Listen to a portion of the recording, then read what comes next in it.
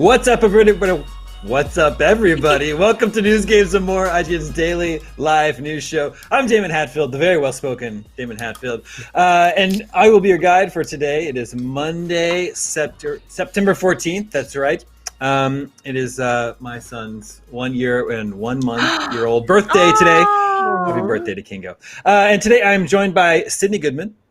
Hi. Stella Chung. Hey. And Jonathan Dornbush. Bam. Hello to, oh man, Yeah. Destin's gonna be so mad. He's not here. I can do whatever I want. Yeah, that's true.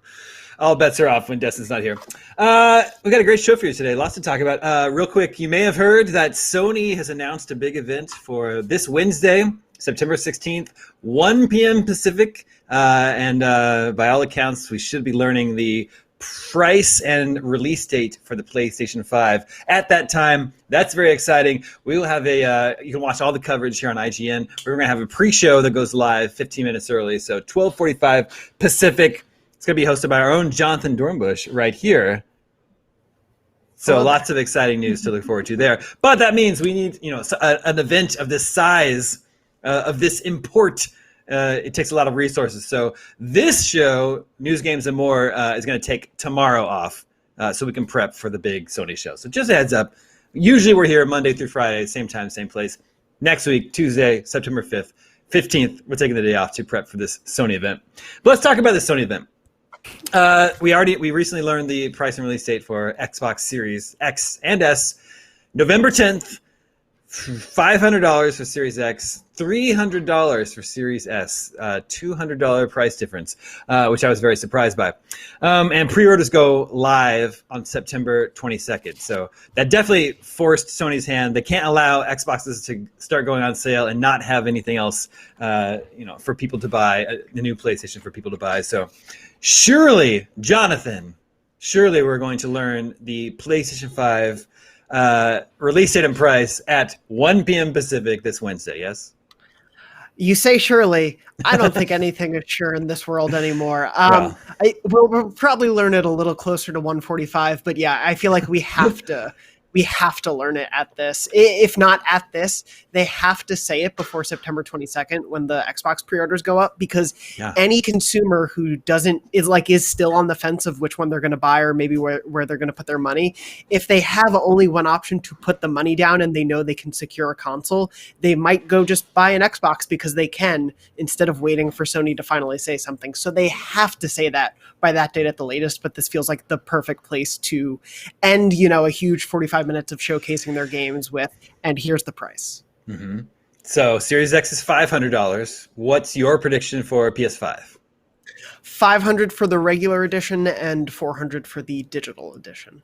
Really? You think that disc drive knocks a whole $100 off of it?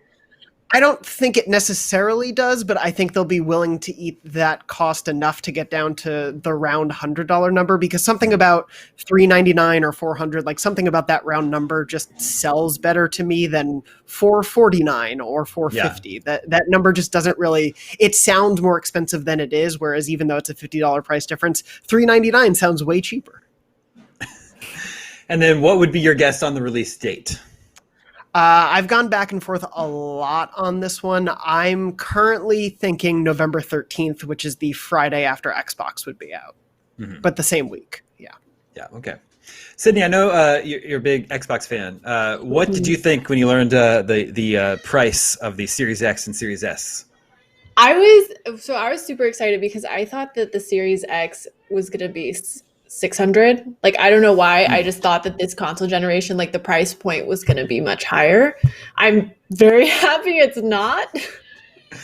But it definitely made the Series S enticing. I mean, I think I am going to get an X, but I am kind of floating the idea of getting an S first, because my husband and I like to have an Xbox in like our living room.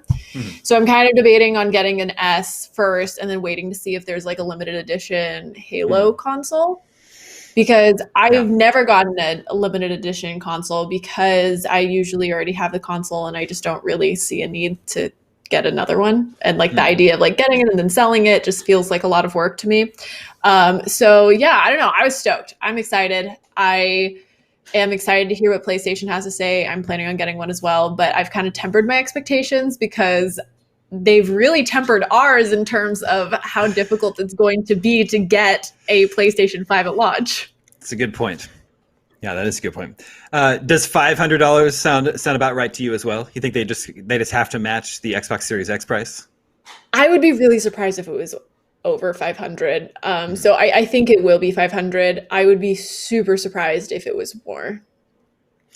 And then, correct me if I'm wrong, Stella, but I think you do most of your gaming on PC. What was your take on the Series X price reveal? I think it kind of makes sense for the generation and for what they have to offer. I'm still, mostly for work, I'm probably going to get the PS5 and the Xbox Series X.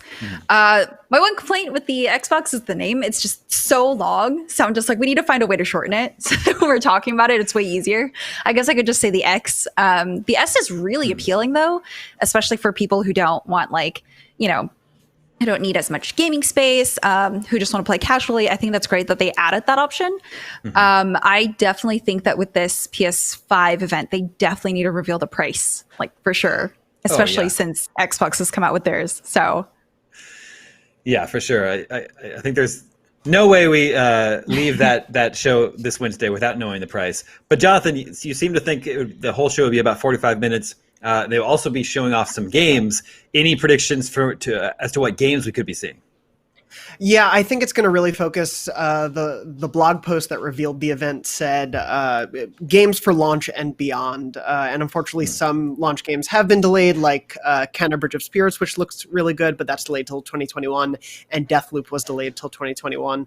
But I think we'll 100%, like, we have to see Spider-Man Miles Morales. It's been set as a holiday game since they announced it earlier this year. It's supposedly, coming at launch, or if not very close to launch. That is going to be a reason a lot of people will probably buy a PS5, and we have still only seen a 2-minute teaser trailer for it. So I think that has to take like a really, really big spotlight in the show. I think they're going to go pretty rapid fire, like Sony's kind of the way they've operated all these shows in recent years, save for that last weird E3 show they did, is to just bombard you with games. And so I think they're going to do what they did in June again. But I think Spider-Man, Ratchet and Clank, maybe, even though we've seen quite a bit of it so far. Demon Souls will definitely be there. Personally, I'm hoping to see Returnal, which is the new game from that one looks so cool. It's from the devs who did Resogun, Nex Machina, a bunch of those. Wow. The 2D shooter games. Yeah, but it's like they're like an isometric third-person action game that occasionally goes behind the back camera view. It looks really cool and really sort of like a step above what they normally do. So I'm excited to see that one for sure. What about these rumors about Final Fantasy 16? I personally don't have any credence that it's going to be there. So sorry to anyone tuning in, hoping I'll say, yes, it's going to be there 100%. But I wouldn't be shocked if Square is there in some capacity. That may just be Final Fantasy VII Remake on PS5, or, like a brief cinematic teaser for Remake Part 2. But I think there will be some Square Enix presence definitely there for sure. It might be 16, it might be Remake. I don't know for sure, though. I guess it has been 5 years since Final Fantasy 15, but I guess, of course, for Final Fantasy games, that's not very long development time. Sydney, is there anything in particular you're hoping to see on Wednesday? Any games? Well, I was gonna say Returnal. It really caught my eye during the showcase. I'm trying to think. I don't know. I mean, I'm just in the mindset of like, what am I playing at launch, like at the console launch? Yeah. So, and I know that the answer already is kind of like Miles Morales, and it wasn't Ratchet and Clank is the launch period, right? Yeah, window. Yeah, window. So I'm kind of just of the mindset of like, well, it'd be nice if there was more. But I know that I'm a big Hitman fan. I know that they've shown a bit of that game, and it's coming out in January. So I wouldn't be too upset if they showed us some more. But I don't think it's an exclusive, and by I don't think it's not an exclusive. So I don't know that it makes sense for them to focus on it right now. It is playable in PSVR, which is an exclusive feature to console feature to Sony. And I don't have PSVR, and I'm really bummed about it because I have a Vive, and I, truth be told, like, don't really use it that much, so I really can't justify getting a PSVR just for Hitman. But it would be really dope to play in VR. I think that's a great application. But Jonathan, they haven't even talked about VR for PS5 yet, have they? Nope. Other than saying PSVR will be supported, which they said I think sometime last year. Yeah. They kept quiet. I don't like if anyone tuning in is hoping for a big VR update. I don't think we're going to get anything at this show that's VR related.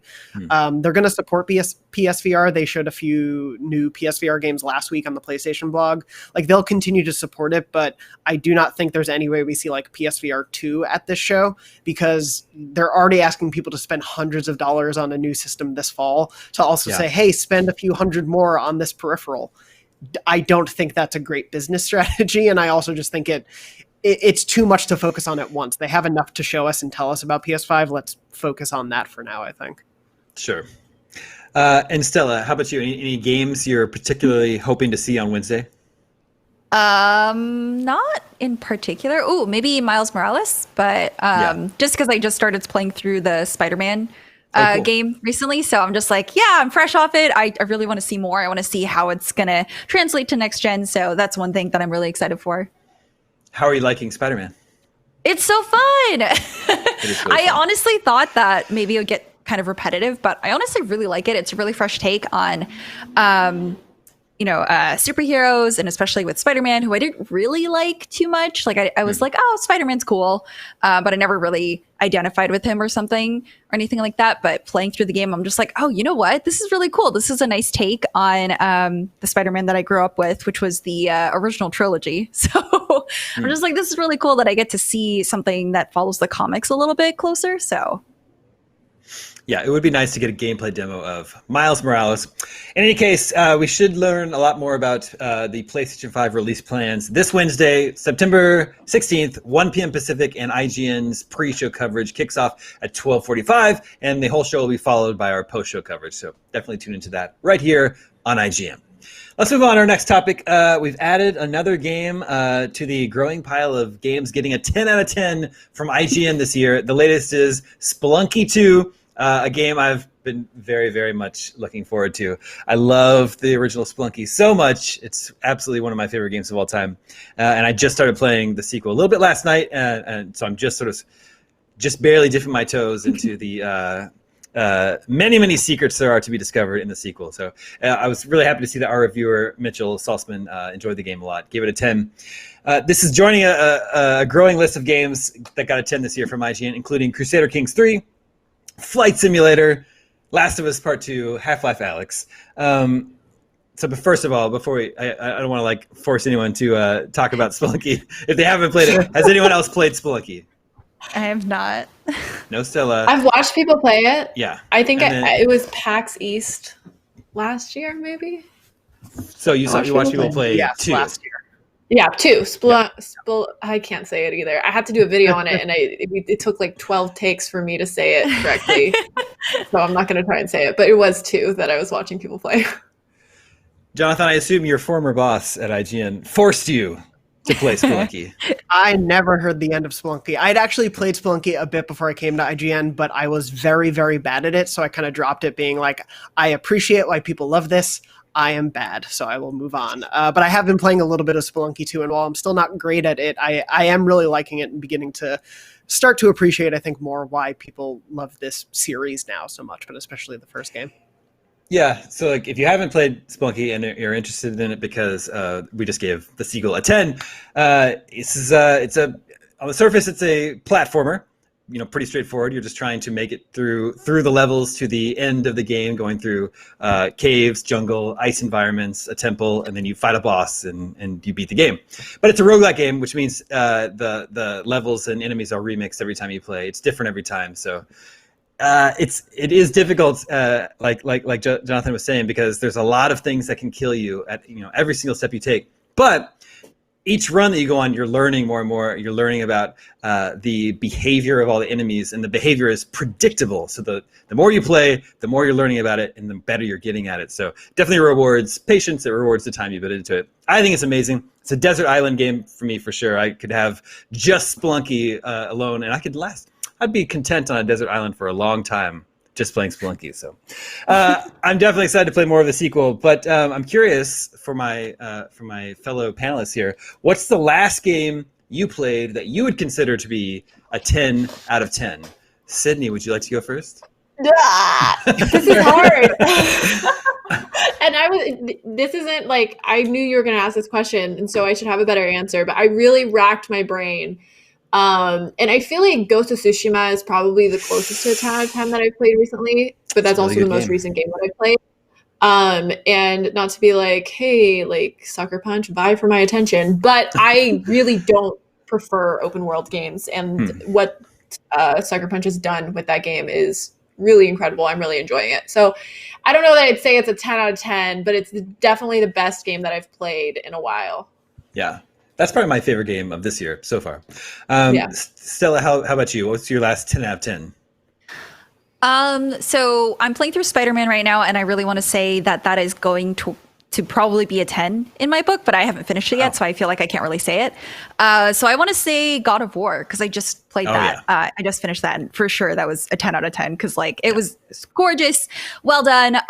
The gameplay mechanics felt really good, and the fights were amazing. So yeah, that's for sure 10 out of 10 for me. Yeah, I totally agree with that. Jonathan, how about you? I have an easy out because I gave one of those. You gave a game a 10. And so The Last of Us Part 2 is probably still, the last 10 that I played that felt like it earned a 10. Not that like this year has been really great. There's a lot of games I've loved this year, but yeah, that's definitely, I think, been sort of the high mark for me throughout this year so far. Yeah, also an amazing game.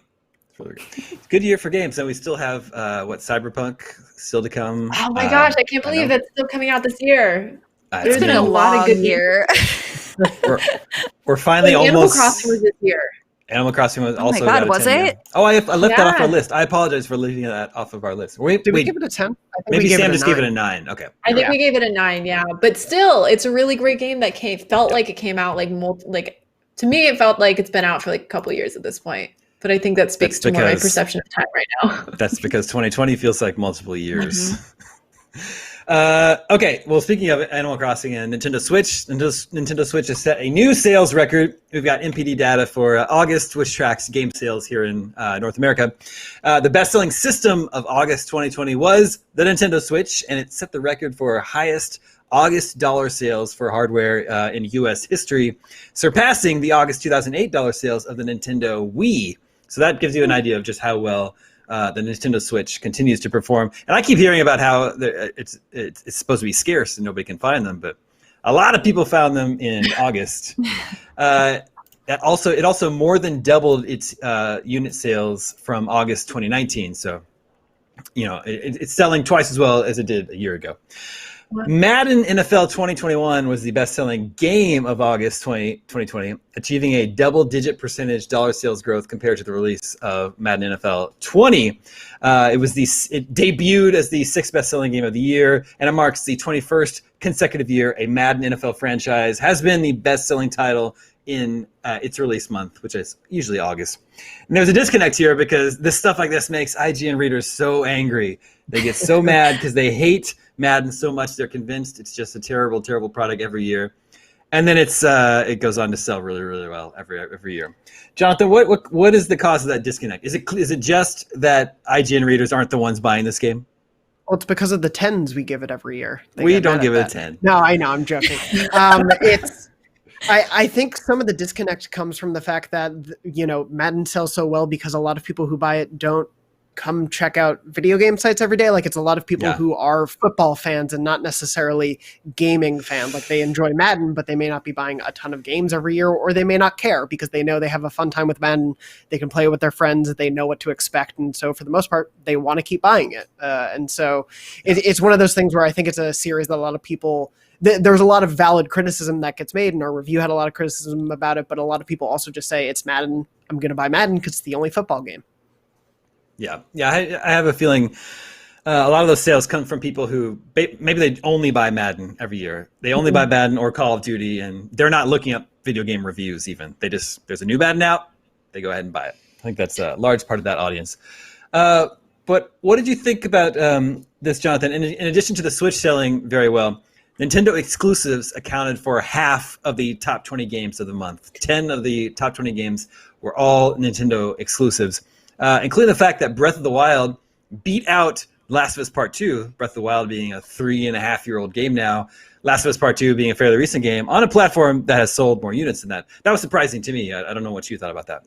It's definitely surprising at first glance, but I feel like the more I think about it, the more I can rationalize it, especially given how popular and how well the Switch is selling right now, especially like when you think about, I think the games people are told to buy when they buy a Switch, like Breath of the Wild, I think is the unanimous. That is the game, that and Animal Crossing right now are probably the games people are told to buy more than anything else, probably even more than Mario Odyssey. So I think those kind of go hand in hand. Like I can't think of the Switch's success without thinking of Breath of the Wild, especially when I think in its launch month, more units of Breath of the Wild were sold than the Switch was sold. Well, in that first month, because people were buying double copies. I just mean to say like the success of both have kind of been intertwined since the start. And so I think it's very much like the obvious game people end up buying when they buy a Switch. Yeah, that's a good point. So the Switch continues to sell very, very well, but it is, significantly less powerful than the PS4 and Xbox One. And we're about to launch a new generation of consoles, so it's going to be even further behind. Of course, rumors continue to swirl that there's an updated model of the Switch coming early next year. Sydney, do you think Nintendo needs to upgrade the Switch, or are they just fine? Are they just fine having their very unique system with their incredible exclusives, even if it's less powerful than the latest consoles? I think they're just fine. I mean, this might be like too anecdotal, but I am somebody who deeply loves games, and obviously I keep up with what's going on in games, and I'm planning on getting the latest technology. But I also am not like somebody who I just upgraded to 4K TV. Like graphics aren't something that is like at the top of my list in terms of what I want to spend money on. Gotcha. And I think that, part of the Switch's appeal is that it feels a lot more accessible to people who aren't so endemic and deeply like their blood doesn't run red with like PlayStation and Xbox and like PC upgrades. And so I feel like I don't think that those people wouldn't buy a Switch because the other options are more powerful, more expensive hardware. So I just don't think that it's necessary. I mean, I hope that they do, and I wouldn't be surprised if they do in the future, but I definitely don't think it's like, if they don't, goodbye the Switch, you're no longer relevant, Yeah. Stella, what about you? Do you see the Switch's success continuing even after the PS5 and Series X are out? I definitely think so. Didn't PlayStation say that they're done making handheld devices too, or like the portable console? Yeah, maybe Jonathan can clarify, but I think they've confirmed they don't have any sort of portable device in the works right now. Is that right? Yeah, nothing in the works right now, but who knows if they decide to do something weird again. But yeah, I don't think it's on the horizon. Are you calling the Vita weird? I love it, but yeah. Is that a knock? You didn't I love it. I still use my Vita, but it's a weird little system. Yeah, it's very weird. Ahead of its time. Yeah, I think because the Switch is the only like handheld device right now in gaming, I think it'll still do well. I mean, a lot of families still use it. It's really easy to play multiplayer games on it, especially if you're stuck at home. So I think it'll do really well. And I think that the games that Nintendo makes for the Switch work fine on it. They look great. Like Breath of the Wild looks amazing. So I think it'll still do well. I don't think it really has to worry too much about the PS5 and the Xbox Series X, right? Yes. Yep. So we do need a better nomenclature for that. I've seen people just saying Xbox Series, which is supposed to include both the X and S. Sometimes I say Series X. Yeah. Series S. Yeah. Okay. I've seen XSX, but that's really hard to say out loud. Like XSS and XSX. Thanks, Microsoft. Yeah. Okay, before we go today, an interesting science story that we had on IGN today. Possible signs of life have been detected on, not Mars, on Venus, on our nearest neighbor up there in the stars. Possible signs of life, according to an in-depth report from New York Times in 2 recent published papers. Researchers have, thank you, I love the B-roll we were looking at here. Researchers have discovered phosphine gas in the atmosphere of Venus, which suggests some form of life on the planet. Phosphine is often a creation of bacteria and microbes. So the researchers involved in the study believe any life on Venus, it would have to exist inside cloud. This is great B-roll too. Inside cloud liquid droplets for the majority of its life cycle. So is the idea being is that our understanding of phosphine is that it's created by living organisms. We've discovered it exists in the atmosphere on Venus, so the correlation is, it could be indication of life. We actually talked to an astrophysicist at San Francisco University, University of San Francisco, Aaron White, who told us one of astronomy's biggest unanswered questions is whether life on Earth is rare and unique, or if we're just one of many places all throughout the universe filled with living things. This discovery is the most solid evidence we've had so far to suggest life could be common. There are several different places in our solar system where we've guessed life could be discovered, and Venus was definitely the most hostile place we could have found it. And Venus is, of course, a very, very hot planet. Average temperature, 800 degrees Fahrenheit. The atmosphere's pressure is 1,300 pounds per square inch, which the New York Times explains is the equivalent to being 3,000 feet underwater. So we're not going to Venus to actually check out these organisms. First of all, Sydney, do you want there to be life out there? I know how you feel about ghosts. I mean, like, I don't know that I have one, like, that I sway one way or the other. I do think that it's like, I'm going to call people out. I think it's ignorant to think that there isn't life out there, though. Because, like, when you think about how vast the solar system is and just, like, how much there is out there and the definition of what constitutes life, like, a sponge is life. And like bacteria and like this cell matter that doesn't really need to be super, super complex. I think that there totally is life out there. I don't know that they're like super intelligent. I mean, maybe they are. Then my mind gets all messed up because you know how like the space-time continuum and how it's like over there and time and like technically they're in the future or the past. I don't remember how it goes. Anyways, science, but yeah. I just hope that if there is life out there, they aren't similar to ghosts or zombies and that they're friendly. That's my wish. Stella, what about you? Do stories like this excite you? I think so, but I feel like it's also like Sydney said, a basic understanding for me anyways, that there is life out there, whether it's like complex or simple, which in this case is definitely, more simple because I don't think people like us could definitely survive on Venus. And we definitely have like a very complex society and that took, years and years to build. So I don't know, this is still exciting because I feel like every week we're learning something new about our system, which is really great. Yeah. Like I think Friday, was it Friday? We were talking about something being discovered on the dark side of the moon. Rust on the moon, right? Yeah, that's right. Yeah. And like scientists are still figuring out what exactly that means. So for me, it's, it's like, well, life is interesting, always full of surprises and mystery. So it's really cool that we keep uncovering more, Yeah, I think so. I totally agree with both of you. I guess the way I think about it is when you think about possible life out there, it would just be so stupid if there wasn't, because the universe is infinite and like just really in all of that there's just this one tiny little insignificant speck of a planet that has life on it and there's nothing anywhere else. That would just be, it would be so stupid to be. But Jonathan, what's your take? I mean, I hope there's another planet somewhere where they're fighting over the Nintendo PlayStation and the Sega Dreamcast 7. Who's going to win that console war? I mean, I feel very much the same way of like, it seems incomprehensible to me that out there somewhere there has to be something else, right?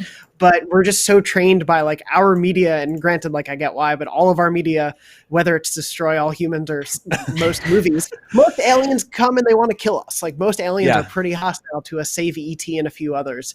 So I get why these stories sometimes cause people to freak out about like, well, I don't want there to be other life because they're going to come and kill us because that's all we've ever been shown in most movies. Thanks, directors. But yeah, I think these stories, like Stella was saying, all of these new discoveries always really excite me, and I hope we continue to see advancements like this. Not that there aren't still many things to discover about our own planet, but it's just there is, like you were saying, Damon, an infinite amount of things out there to discover. And so I love when these stories pop up because it's just another reminder of just how much is really out there to find. Yeah, and I guess we should clarify, they're not saying that they have found life. It's just that they've found it's exactly, this is what you would be looking for to indicate the first step towards finding life. So now they're going to be, they're going to be continuing to sort of do some more research, pay more attention to Venus than they have been in the past, I think. So I think a lot of that attention has gone to Mars and Martians. And that will about do it for us here on News, Games, and More today. I feel like we really delivered on the promise of news, games, and more today. Remember, we're going to be off tomorrow because we're prepping for the big Sony PlayStation 5 presentation this Wednesday, which is 1 p.m. Pacific, and IGN's pre-show coverage will go live 15 minutes before, so 12:45. We'll all watch the show together and then stick around for IGN's post-show coverage. After that, should be a really good time. PlayStation 5 price and release date coming this Wednesday. Thank you to Sydney, Stella, and Jonathan, and thank you to Nick, who's working behind the scenes to make this show happen. We will see you guys, not tomorrow, but Wednesday, 4 p.m. Pacific, right here in the same place to talk about more news, games, and more. We'll see you then.